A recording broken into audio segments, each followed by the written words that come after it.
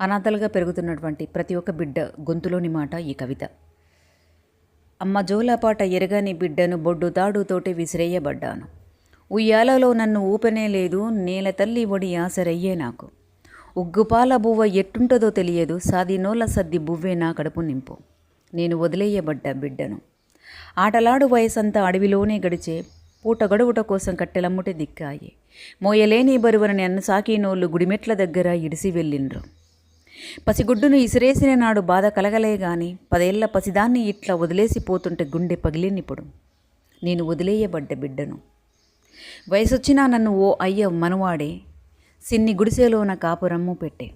3 నాళ్ల ముచ్చుటే నా కాపురమాయే, తాగుబోతూ మగుడు నన్నమ్మేసిపోయే. కన్నీళ్ల పాలాయే నా జీవితం, అయినా బ్రతకాలే ఆ దేవుడి మెప్పు కోసం. అవకాశం వస్తే అడగాలని ఉంది ఏడున్న మా అమ్మను, అమ్మ నన్నెందుకిట్లా పారేశావు, నీ బిడ్డనెందుకిట్లా ఇసిరేశావు.